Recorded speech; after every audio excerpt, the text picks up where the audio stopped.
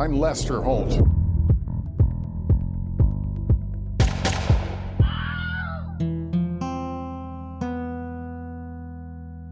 Okay, so we got a new Dateline for you. It's a Friday episode, so we got a full one. And we've got, of course, top of the pops, we got Mr. KM, Keith Morrison, hosting this one. And he's great, as usual. Here's Keith Morrison with On the Hunt for the Zombie Hunter. Guess what, Kate? I've got a description for you that's pretty good. Let's hear it. I got it from an alternate website that I'll tell you after I read it.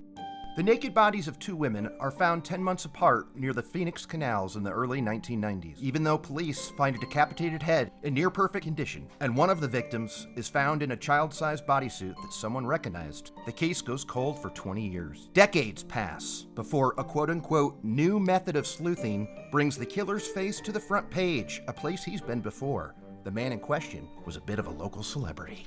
What do you think? Did you get that from your own personal blog? I knew I'd give it away. I got it from kmdb.com, which is the Kurt Money database. I wrote that description. I like it. I thought it was pretty good. I like it. So, IMDb, we'll be going to the kmdb.com from now on. There's a few hints in there of what my opinion is of this app, so we'll see how that unfolds. But this baby aired on Halloween night. Kate, overall thoughts, what'd you think of this app? Well, I'm glad Keith hosted, because if he hadn't, I probably wouldn't have liked this. The title is misleading. Yes. Because they didn't know they were looking for a zombie hunter. They found out he was a zombie hunter once they figured out who the killer was. But it's not like they were searching for a zombie hunter for 2 decades. Thank you. I mean, that is the beginning of where my takes are involving this episode. It has to do with a lot of BS that they just did to make this sound cooler than it actually is, right? And probably because it's the Halloween episode. I got some extra tidbits. I don't know if I'm going to call him a Kurt Money patented bomb, though, because this story's everywhere. It was a Snapped. It was a 48 hours. I watched them both. I got good info from both, actually, Kate. And one of them might just blow your mind. Well, good. Okay. Because there are some things in here that I wanted to know more about. Yeah. And just overall, like, as I'm watching this episode, I don't want it to sound like I don't like Dateline, because I have very strong opinions about how I think they should be doing their show. But the baseline of this is they're the best at doing it, and I love them. But I do have opinions about choices they make. Well, sure. And in the past, we've gone, oh, it was a shorty, so they didn't have time to talk about whatever. This was a full-on app. It was a super famous story, and everybody and their mother was willing to talk about it. So there's no excuses for this one, I think. Mm-hmm. Any opinions we have are going to be pretty valid. I agree. I feel like there was some key information left out, and it also felt like they were kind of spinning their wheels a lot. Yeah, I mean, I think that they all were so excited about getting to say that they have an episode where they're on the hunt for a zombie hunter. I think that they thought this baby was going to write itself. I'm not sure that these cops really understood, like, Comic-Con and cosplaying culture. Thank you. You just said the keyword, Kate, because there's nothing special about this guy. He's just into cosplay, which is very cool for him. Look, I'm into nerdy shit. You're into nerdy shit. Yes. This guy's into nerdy shit too, but it's just cosplay. Yeah. Let's be real. Yeah. And it's actually my least favorite genre of cosplay. Steampunk. Steampunk. There we go. Steampunk always makes me think of that Key and Peele sketch. Do you know that one? Which one? Jordan Peele plays a guy who has recently become steampunk, and his friend, played by Key, is not having it. I'm steampunk now. Jules Verne and shit. What the hell did you do to your bike? You ain't heard? I'm steampunk now. Look, I talked to steampunk dudes before, and I say dudes because every single one of them is a guy. I've never seen a girl into steampunk. I'm sure they exist. But it's telling that in Dateline's stock footage, they had to go to f***ing England to show you some women in cosplay where it doesn't look sad because there's castles behind them. Similar to this gathering in the UK. Because the only footage they played in this was of the f***ing idiot, like, modeling his zombie hunter look on a catwalk. The most awkward. Could you imagine being at that event where they are having to, like, vamp? And the host is like, thank you for keeping us safe. Thank you for keeping us safe. Right. Kate, that was it. That was a line that I was going to play because I fucking loved it because I just the banter that they've got to do to this room of silence while this loser in a top hat is prancing around. And he was just wearing khakis and like a vest. Yeah, and I mean, look, we'll talk about it and how he spent decades creating this character, but there ain't a whole lot to it other than that name. The Zombie Hunter. Right? Yeah, I mean, I've put more effort into Halloween costumes for one night. Yeah. All right, well, let's dive into this murder. I'm going to tell you this right now because I don't want listeners to be disappointed like we're trying to front load it. I mean, this zombie hunter business comes up, but it's not until way later, and it's all just hype bull. So, moving on with that.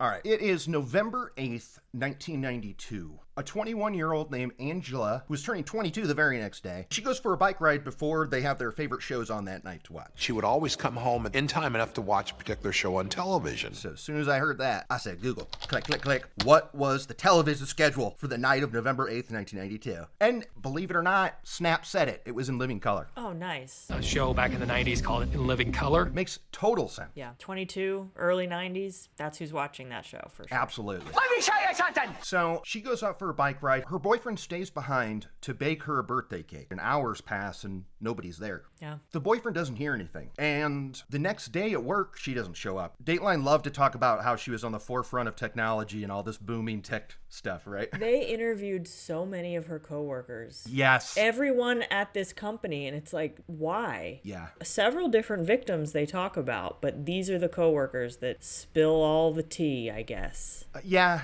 It is weird how many of their talking heads are just coworkers that worked with this woman who worked there for 4 months in 1992. Right. And they thought it was unusual when she didn't show up because she had a big presentation that day. Yeah. But that's where the inside information kind of stops. They didn't really provide us with anything else other than, like, she had a big presentation that day. Oh, yeah. I mean, the coworkers couldn't bring anything to the table other than speaking to how it was a wild time because you could call on the phone to get your bank balance. That was the angle, and old KM was having fun with that. Cutting edge. Cutting edge stuff. What did it feel like to be working for a company on the cusp of all new things? It was fun and interesting. Everybody at work wants to know where she is because she had this big presentation. And then that's when the cops get a call from a young mom who was going for a bike ride on the Phoenix canals and rode through a puddle of blood. And she discovers the naked dead body of one Angela Brazos. Brazos. It sounds kind of like Steve Martin's character on Only Murders, but it's not that, and it's annoying me. Right. I'm Brazos. They find Angela's body in the canals with shoes and socks on, but no head. Now, their first instinct is, of course, go after that boyfriend, and when they get the scoop from the boyfriend, I guess I can't really doubt him, because what was his move the night of her disappearance? What was his move? You mean besides making the cake? Yeah, he went out on his own bike to look for her, but then he called a female friend that no one else knew to come over because he didn't want to be alone. Right. I mean, guy. After he reported Angela missing, he called another woman. I mean, obviously he didn't do it, but like, what kind of dummy is offering up that info or making that call? My God, I just like, if my girlfriend's missing, the last thing on my mind is, let's get another female over here in my presence right now. Let me just have a replacement girlfriend for the night. Yeah. So, like, they thought it was Joe, her boyfriend, and he was on the radio talking about how they're suspicious of him because they found a red knife in the sink, and he's like, that's icing from that cake I told you about. Yeah, but he was cool about it. He was like, they should be looking at me. Yeah. It's always the boyfriend. Yeah. He wasn't upset or angry with them for looking at him. It wasn't the boyfriend. And so now the Phoenix area is freaking out. What's going on? 10 months pass. They find themselves a second body with very similar circumstances. Bike riding. Phoenix canals. Body just beat to all hell and had like carvings in her chest and stuff. Just brutal. Really, really awful. Brutal. And everybody in town is terrified. Yep. Especially the young women. They're not going out alone. They're especially not going out at night. No more bike riding on the canals, that's for sure. Yeah, poor Rachel gave up working out. But yeah, Rachel was a childhood friend of the second victim, Melanie. Now, Melanie was only 17. Yeah. So we've got a 21-year-old and a 17-year-old dead within 10 months of each other. Everybody's freaking out. the cops, of course, try and say, oh, they're not related. Stop it. How could they not be related? Yeah. Same location, same kind of brutalization, same kind of victim. Yeah. So then this baby goes cold. I mean, they want to solve it, and they're putting out flyers with pictures of the bike, and they interviewed, the all-star for the app is the newspaper man. Look, it's not like he rode away with it. It's an easy title to get this app because there wasn't a lot of all-star behavior. I'm going to give him the all-star just because I love, I don't know. I just like the vibe of the old school newsman with his shoe leather, like going out to get the story and how he's like, the cops didn't want to talk to the likes of me. That's cute. And I said, was she riding a bike? And he said, you guessed it, buddy. They were putting out articles every couple years. They were trying to see if they could drum up some more info or tips from the public because the case went cold and they didn't have any leads. And it actually wasn't until 2011 that a new detective took over the case. Yeah. And that was Sergeant Troy Hillman. And this dude looks like Quagmire. Dear Diary, jackpot. I have a good one too, but I totally see it. I absolutely see Quagmire. Mine is also a cartoon character. For him? Yes, because I think that he looks like he works for the CIA in a DreamWorks movie. Like a G-man in a cartoon with glasses that says like, no sir, you can't enter through this doorway. He does. This guy, he's got these blue eyes and this really strong jaw, and he's in great shape. Yeah. And you think looking at him like this guy is a stud, but he looks like a cartoon. Yeah. He's not a stud. He's not a stud. But he's got all the qualities of a stud. But he's not. Yeah, that's true. There's something off here. I liked him. I did. I liked him.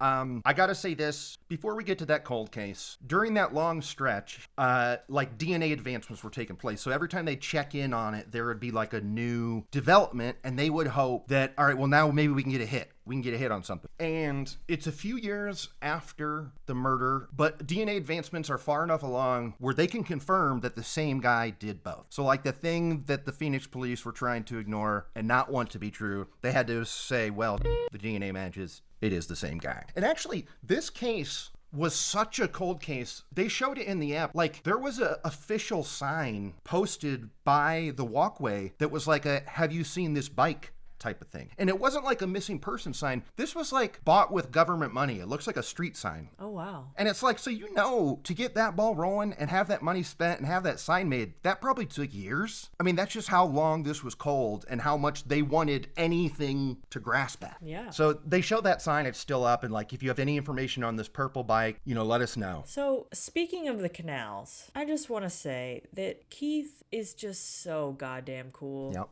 Yeah. The shots of him walking along the canal while he's narrating, it's just effortlessly smooth. And he does the newscaster thing of the information dump of facts, but in a way where it feels like he's just casually talking to us about it. It's fully scripted, but his delivery is so chill that he's just chatting. Yeah. He's taking pauses. He's looking around. That's the key, I think, to the magic of KM is the pauses. Because I thought the same thing when they show him in a wide shot where they're going into him and he's like standing at the walkway to the canal and he's leaning and he's got his arms crossed. And he is, you're right, just so effortlessly cool. The amount of pauses he takes between his sentence is so long, and it shouldn't work, but it does work magnificently. I mean, this is why Dateline, there's no debate of who's on top, because of this right here. Yes, he was in his element in those canals, and he really just seems like he's riffing. Yeah, he's in a fucking sweet spot. I feel like he can just crank him out, right? Like he can turn on that Keith Morrison VO and we buy it hook, line, sinker. Like I'm just like, that's authentic.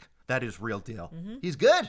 He's fucking good. Yeah? Yeah. All right, so in 2011, they assign this Hillman guy, who's Quagmire or CIA bad guy from a DreamWorks movie. Wild ass face, okay? But he's a nice dude, and he takes the reins on this, and he does this thing where you go back and you review all the stuff, and he's looking at old leads. And on all three of these shows, okay, they all love to tell how many leads they had to go through. And I think we know why, which we'll talk about later, because there's one that they missed because they're f***ing idiots. Dinguses. But they go, it was at least 600. It was at least 800. It was 1,000 leads that we had to go through one by one. All the shows, they were very, very clear about that. So this guy's working on the case. 3.5 years, he's busting his ass on this. He's got a cold case unit. He's got a team hired. Nothing's doing. Then comes 2014. They're at like some sort of cop conference. And like the guy's coworkers like comes up and says, hey, chief, this lady says that she could maybe find people using genealogy and like DNA. She just wants to talk to you. Go hear her out. And this was before the Golden State Killer was caught using this kind of technology. So they're like,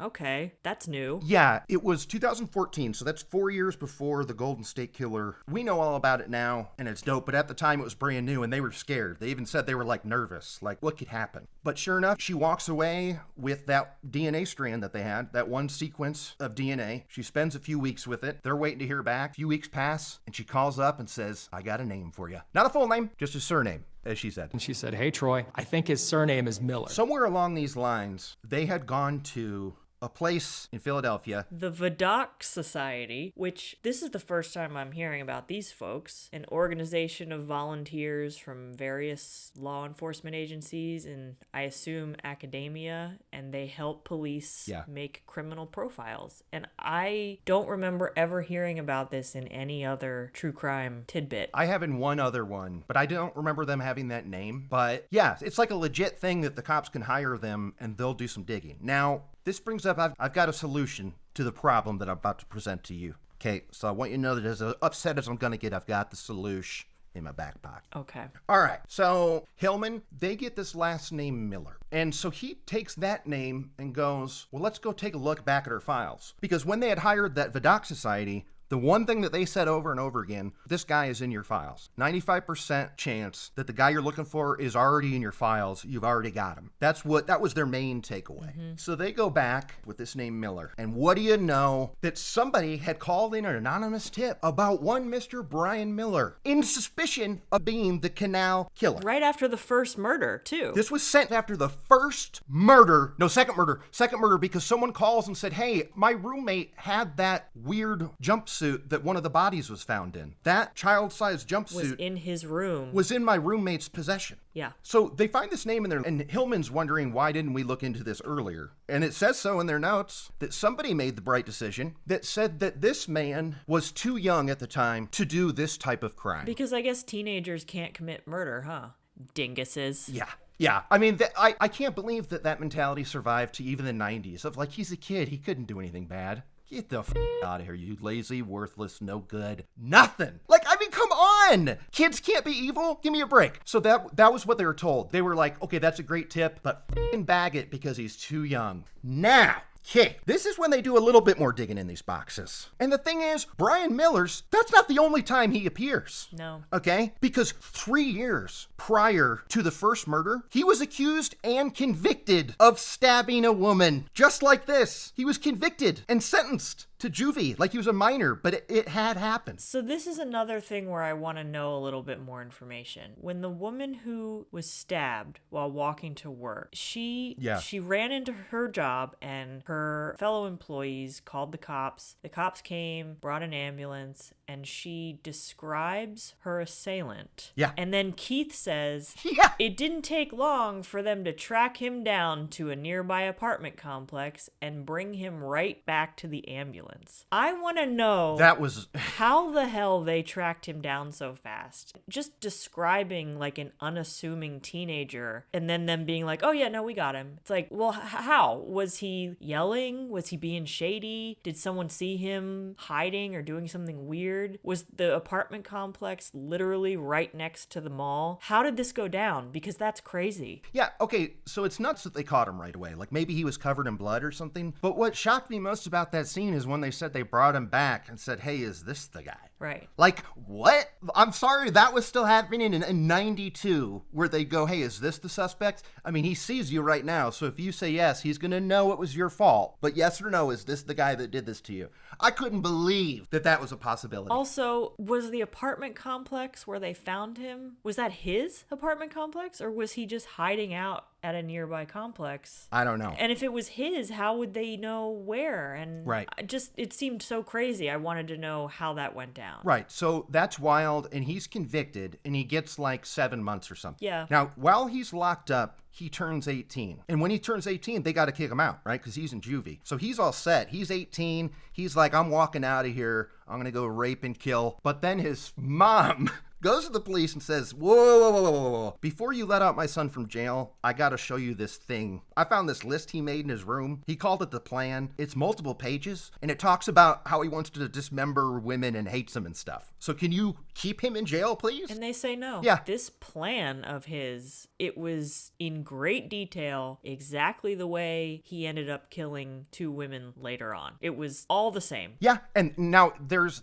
Hillman in 2014 putting this together. Like, he did this, we had this wild list in this box of clues, right? He's putting it together, and he goes, well, yeah, because Keith is like, were you upset that you had the info the whole time? And he goes, well, yeah, to a point. Did it make you wonder why that was not acted on earlier? To a degree, yes. And I just think these poor cops, like the quote-unquote good cops now, that have to answer for lazy cops 20 years ago, it kind of sucks to be them. He did a good job. He did. He did a good job of being like, look, Yeah. things happen. You're dealing with a lot of leads that you have to run down. Things slip through the cracks. Yeah. He was not blaming anybody. That's probably some dumb dance you got to do, because the cop will be mad or offended if you say you didn't solve it, or this cop will probably be mad if you try and solve it. Oh, totally. The infighting of that type of bullshit at a police station has just got to be So much drama. so much drama. Tis well, Cedric, tis well. Okay, so they start looking into this guy, Bryan Miller. Bryan grew up and got married and had a kid and moved to Seattle, but in Seattle, he was arrested for stabbing another woman, although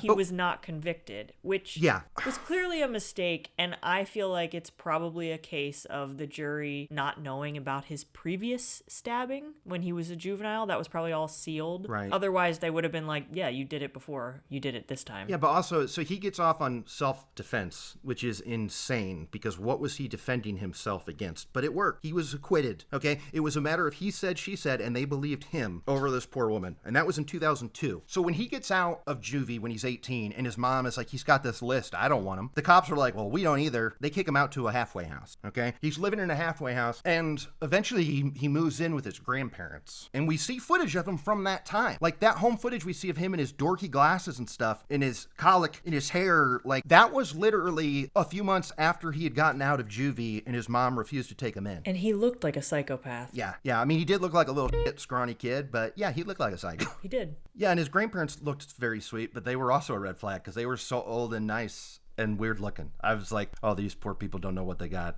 They don't know what they're dealing with here. He had just killed somebody. Anyway, so he's living with his grandparents. That stuff happens. He meets his wife, Amy. Now, of course, this is where I got some extra info for you, Kate. Of course, Amy had never dated before. Of course, Amy was a hardcore Christian that wanted to serve her husband. Yep. Okay? Married him straight away. Guess where they went on their first date? Chili's. No, a place called Castles and Coasters, which if you remember from some of the drone footage, you see Castles and Coasters in the canal footage because that's where they found the decapitated head was outside the Castles and Coasters, which is we see in the footage. No. Yeah. Wow. Yeah, the whole time I'm watching this going, is that what Keith is talking about when he said playground? Because those are roller coasters, my man. You can't call that a playground. So then I did some Googling.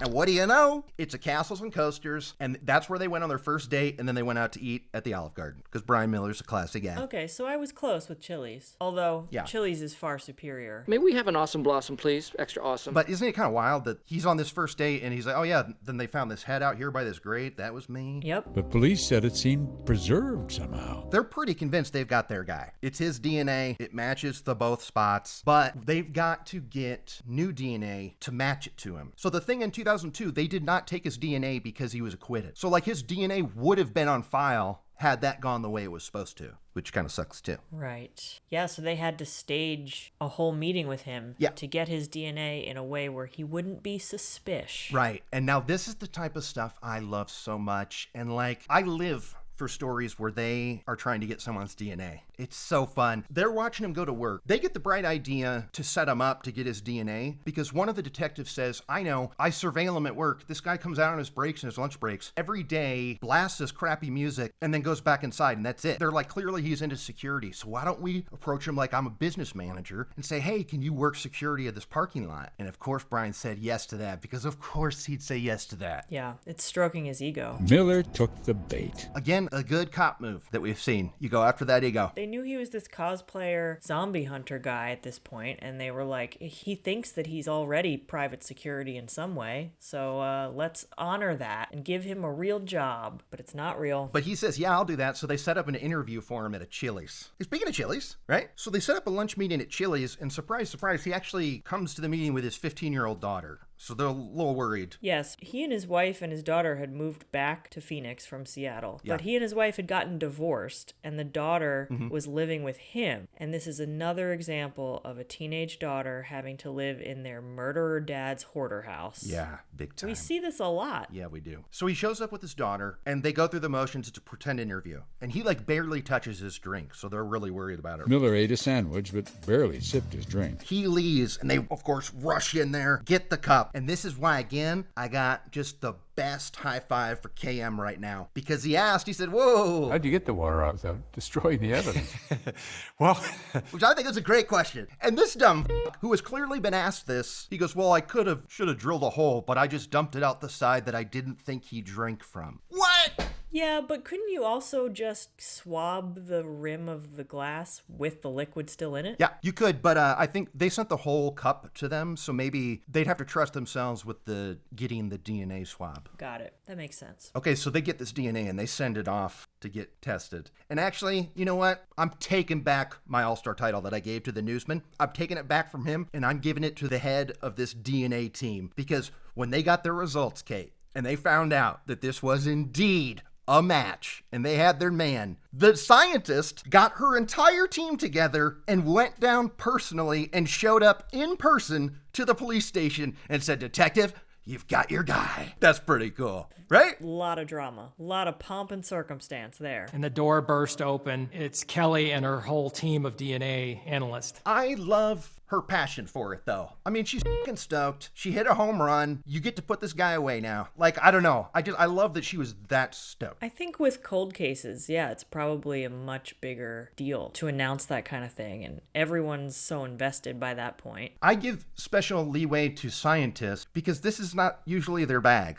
Cops love the attention. They want their own movie bullet about them. Right? Cops want to be superstars, but scientists don't. So it's out of character for them to go everybody get in the car. We got to tell them. I get to say it. I love that kind of enthusiasm from scientists. Yeah. Unheard of. Why not just phone? All right, so they got him. So they arrest him. They arrest him at work, which is always good. Don't do it when he's home. Do it in front of everybody. Make a scene. Biggest scene as possible. So now we got him arrested, and we get him to the interrogation room, and this is where my hatred just boils and boils and boils, because he does the usual bullshit where he's trying to plant things that you say that he's crazy, and he's like, I can't even stand the sight of blood. Why would I do this? Performing for the camera. What do you think about that? How you gonna hunt zombies, Bryan, if you're scared of blood? That's a great question. I can't even stand the state of blood. So now is when we can get to and really unpack this zombie hunter thing, because they discover this in their process of going, okay, who is Bryan Miller? And boy, did they love finding this out. They loved it. This is our version of Jack the Ripper.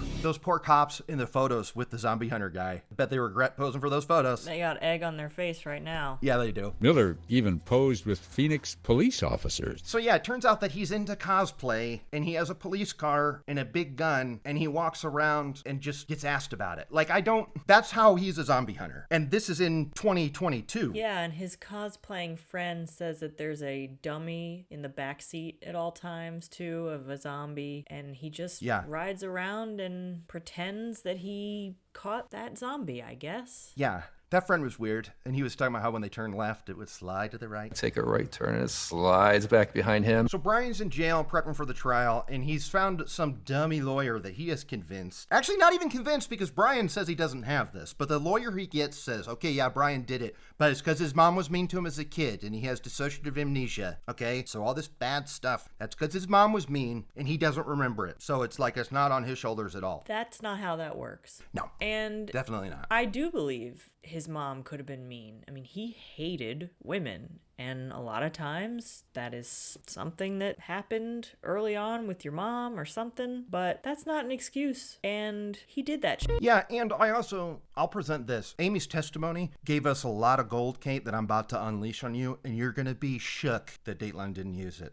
okay? You're going to be floored. Also, what's funny about the mom, so he says that because his mom was so mean, he's like this. But as we learned from Amy, when they moved back to the Phoenix area, they moved in with his mom. And Amy was like, I couldn't tell that. Like, I'm not saying that if you're around your abuser as an adult, you have to be mean to them or hate them, or you weren't abused. But I feel like for his defense to be truthful, that like his mom did something so deep-seated in him that he like beheads people, and we're supposed to say it's okay, he shouldn't be able to live with said mom and be cool. Right. And bring his daughter there too. Yeah, absolutely. So Amy's testimony, we learned some crazy stuff. Like, for instance, he was in jail for 10 months in 2002 when he was arrested for stabbing that woman and then later cleared. But Amy says that when he got back from prison, he had changed and he wanted to do sex stuff. Like, he would send letters to her while he was in prison asking if he could put needles in her boobs and stuff.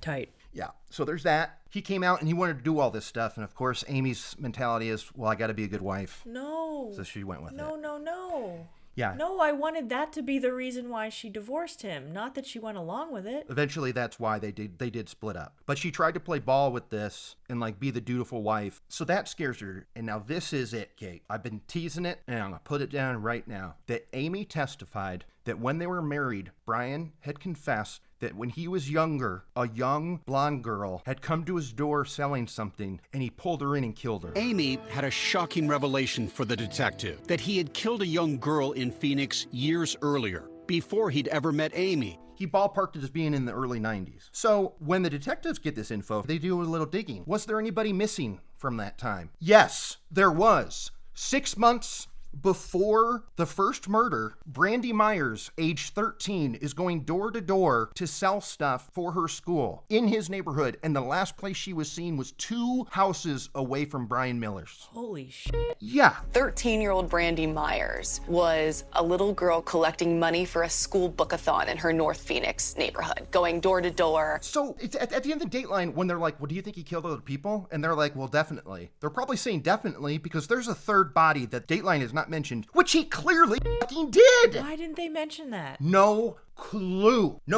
Okay, they had a picture of the girl. They had her full name. They had like all this stuff about how she went missing. It was in his neighborhood. He had told this to her in confidence years later, that it was this young girl selling something door to door and he just pulled her in. Like that just happened to fit what one of these things that had happened. So that's 2 months after the video footage. When we see him being all weird and skeevy with his grandparents, 2 months prior to that is when that little girl went missing. There are definitely things in this episode that could have gotten cut out so that they had time to add that in. Yeah, I think it's a valid point because God, did they spend so much time on the technological innovation stuff about how it was a different time and how it was the 90s. They spent so much time on that, barely talked about in the other ones. Right. Barely talked about. They spent so much time on that first victim and talking to those coworkers. It was 1992. Technological innovation was exploding everywhere. They could have just trimmed that, and also, we didn't need all that cosplaying footage. We didn't need it. No, we didn't. Wow, that's really bad. Even with Amy's account, investigators did not have enough evidence to charge Miller in Brandy's disappearance. I want to know why Dateline didn't mention that. Look, we love Dateline, but they can still f*** up. Here's the thing, I liked this episode, but this is what I call an eye roll episode. Yes. And it's an eye roll for 2 reasons. The first eye roll is he's just a guy who does cosplay and he murdered somebody 20 years ago. That's the first eye roll. That's not like victim blood on the car. None of that it's true. It was like he was hiding in plain sight. Eye roll number 2 is, I'm sorry, it's been 5 years. You cannot present the genealogy thing as a big fucking twist anymore. That's why Hillman agreed to meet with a woman from California who had been pitching an idea that sounded crazy. It's played. I'm sorry. They're still treating it as if it's like a little thing called DNA. You can't have that be your final act twist, that it was solved by a genealogist. It's like that's the only way they're solved today. Yeah, that's thin. Absolutely. The Dateline audience is far more sophisticated than that. I'd like to think that they are. And also, you know how I feel about cold case files and whatnot. The new forensic files that I watch, 80% of those cases are solved because of the genealogy thing. Look, I love that we're clearing these murders, Kate, okay? I'm not going to sit here and say I'm bummed that these murders are solved, but it's not quite as interesting anymore as when they had to go undercover to hope that he spit into a cup and then they had to go dig it out of the trash and stuff. Like, this one's not as fun after the first time you go, oh, okay, that's cool, right? Like, what do you do with genealogy in an episode? Are you excited or are you bummed? Because I'm bummed. Well, it actually made me want to do 23andMe. I haven't done it yet. And I don't think they're going to find someone I'm related to murdered a bunch of people. But it's fun to know where you came from. My position on this, I'm probably already in that database because a family member probably did it. Like, my aunt did it, so I'm in there. Yeah, I don't think anyone in my family did it. Here's what I would like to know. And maybe this will help me grasp how to watch the genealogy thing in process. Because even with DNA, none of that shit makes sense, but they've always got that blue liquid they would drop into the gel. And they've got like the sequences and stuff that visualize this is a DNA sequence that's different from this one. So they give her a DNA sequence of the killer. And she leaves for weeks. And it's very expensive. They talk about how pricey it is. Yeah, they had to fundraise. Well, they almost did. And then they finally decided to pay for it. Which I think seems like the move, because we've seen that in the past where like the victim's family was going to pay for something. And then finally the police were like, no, okay, we'll do it. Fine. All right, we'll do it. It's actually only like $3,000. We'll do it. Yeah, I mean, it's going to be on the news, I guess. Like, how much is it? How much? Yeah, I want to know. I mean, at the most $20,000, maybe. Yeah, but isn't like 23andMe like $40? Do you feel this way about this technology? Do you agree that it's kind of taken a little hit out of true crime shows, or no? Yeah, but I also felt that way about cell phone technology. But that still has interesting stuff because they can find the text on there. Yeah, but the whole tracking and pinging off of a tower, and it's made murdering a lot harder. Absolutely. Even if you turn it off, that's a sign too. Yeah. Because it's like, well, there's 40 minutes of nothing. So what were you doing then? Mm-hmm. Yeah, that's true. I don't know. There was another case. Of course, it was a Forensic Files where they had to get the DNA and they had the guy in the car. And so they turned the heat on to make him want to take a sip of the water they had offered him so that they could get the DNA. Like, that's the kind of stuff where I'm like, this is it. This is the sweet spot. I love it. And once he took the sip out of that straw, I knew I had what I wanted. Okay, so this trial happens, and they're really going hard on this. His mom screwed him up, and it's not his fault. Oh, and also he chose a bench trial, which is just the judge deciding, no jury. Yeah, I wonder why he chose that. I guess he thought there was no way a jury of his peers would ever find him not guilty, or that he'd already been through a jury trial before, and maybe he just said, nah. You mean the jury that acquitted him? I mean, he should like juries. True, but this was kind of a slam dunk. Also, what I want to know is he allowed to know the gender of the judge? I mean, look, it shouldn't matter to him, but if there's one thing we know about him, it's that he hates women. So when he rolled up into that trial and saw a female judge, do you think he was like, fuck, why'd they pick a bench? I hope so. Me too. Me too. I hate this guy. He sucks. He definitely did it. And everybody agreed. Yep. And not only that, but they gave him the fucking death penalty, which I didn't know was still an option. I mean, he'll never make it. What do we know about this? He's going to sit on death row now for 20 years. Yeah. But also, we're anti-death penalty. I'm just saying, it doesn't matter, really. Well, it's Arizona. It's like Texas and Arizona. They still rock that death penalty. And true crime shows are always like the debate of, are they going to get the death penalty? But I'm always kind of like, even when they get it, it doesn't happen. Right. And to me, life in prison is punishment enough. I mean, I think they get used to it and stuff. And if you're a bad enough guy, you're like a celeb for it. But I don't know how popular he'd be on the yard once his fellow inmates found out that he was into steampunk. Yeah, you're right. You're right. They probably found that out and they were like, let's get him. They just shivved him right there. Yeah. You're wearing a top hat with a door on it. He does have email in prison, which shocks me that, death row inmates even have access to email, which makes me think that if there's a time where I want to reach out to one of these yahoos, I might do a little digging on this email and inmate. What do you think? I'll let you handle that. Yeah. I mean, look, I'm not trying to become pen pals and marry him. I want to, like, if there's one where it's like if I could email Kim and go like, can you tell me who else was on your list? She might tell me. Who knows? Can it only be if they're in prison for life with no possibility of parole? Because I don't want anyone getting out of prison and, like, trying to find me. Yeah. I mean, that's what Mom Money says. She doesn't want me talking about anybody ever because she's like, people will come in and kill you. She's right. So, that's the end of this episode. He's in jail. He's on death row. Closure for the family as good as they can have it. Now, this case and the discovery of this clue that they didn't act on at the time, it just brings to the forefront again how one person's laziness can doom a case for decades, and it sucks that that's the case. Think about it like this, and the guy presented this when he wanted to pay for the genealogy thing. He said, you pay for us to go find DNA of people in other countries. That's more expensive. And I think that's a great point, is because in this episode they talk about all these people and how they checked all their DNA and how even there were murders in Germany that sounded similar, so they flew out there. That doesn't impress me because that's a free vacation for you, you dope. You know what would impress me is if you went into that back room, opened up a box and said, clue number 1. Nope. Clue number 2. Nothing. Clue number 3. Oh, here's something. Like, I'd be impressed if he just put his eyes on every page of every file. I hear you. Now, this is where a brilliant idea comes in. We're always talking about how, like, they don't have enough people. There's not enough in the budget. Blah, blah, blah. Guess what? There are hundreds of thousands of Katelines and Kurt Moneys in the world that would probably pay a fee to be allowed to dig into cold case files and do this, like, boring ass tedious work. Don't you agree that there's a bunch of psychos out there like us that would pay to do that? With the amount of women who solve murders just by looking on Facebook, I absolutely agree.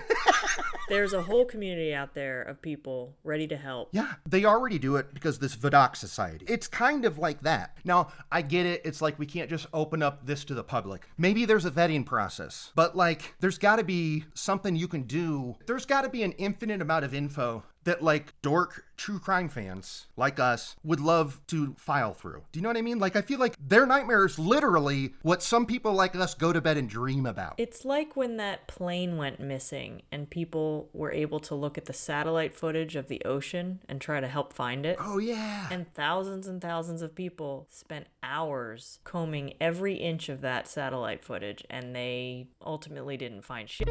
But people were looking. Yeah. It's just beyond frustrating to me because this Hillman guy gets this whole victory lap for him. He found him and stuff, but all it does is highlight to me the bad parts. Like, I just, I don't know. It sucks. Oh, and also, okay, Kate, I got a question for you. Do you think that Hillman's the guy that was in charge of this? I think after 2011, he was. The guy that they interviewed, the detective on 48 Hours, was the actual detective whose idea it was to say, hey, let's hire him for security. It was the actual detective that was in the Chili's. Nice. So I was watching Dateline again going, I'm gonna bust Hillman if he says I did this or I did that. This kind of thing has to happen all the time, whether it be scheduling or the fact that there were 3 other shows asking for their time. Like, I wonder when they go like, well, we can't get the main guy, so we got to be careful how we write the copy. We don't want to draw attention to the fact that this is not the main guy.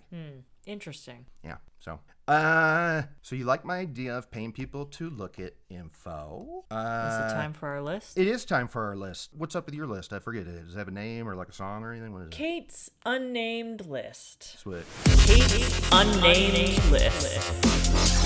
Now, what you got? I didn't have anything this time, although they did mention that a lot of Air Force pilots were suspects throughout the investigation just because of the proximity to the Air Force base and military and whatnot. But ultimately, there were no military connections. Boy, they really did make a big deal. And actually, speaking of military connections, is the red herrings in this episode. That, like, some professor that had a military background supposedly went into hysterics if somebody said the name Angela. Right. Like, I knew he didn't do it because they didn't show his face or his name. So, like, when they were like, could it be the professor?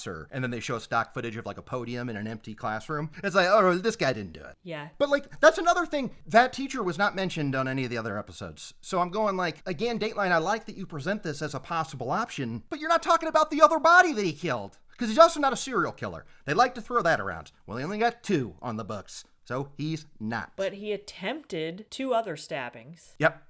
And a 3rd body. So he's definitely a serial. No, he's not. I'm sorry. He needs 3 bodies on the books. He's not a serial killer. Well, by definition. By definition, but we know he is. Oh, because of that 3rd body? Yeah, okay. Yeah. I just didn't like it when they talked about him like he was some sort of super evil person. That was horrific. You got anything else for your list? Nope. How about you? Kurt's Kick-Ass List. Kick-Ass List. Kick-Ass List. Goose egg for me today, unfortunately. I got nothing, Kate. That brings us to the end of the app. If you'd like to get a hold of us, you can email us at imlesterholt@gmail.com. We're on TikTok. I'm Lester Holt. What else, Kate? We're on Instagram at I'm Lester Holt. Oh, yeah. And I checked the email for the first time today. Nobody's written in yet, but one of these days. Reach out, y'all. I'm Kurt Money. I'm Kateline. I'm Lester Holt. For all of us, I'm Lester Holt. Good night.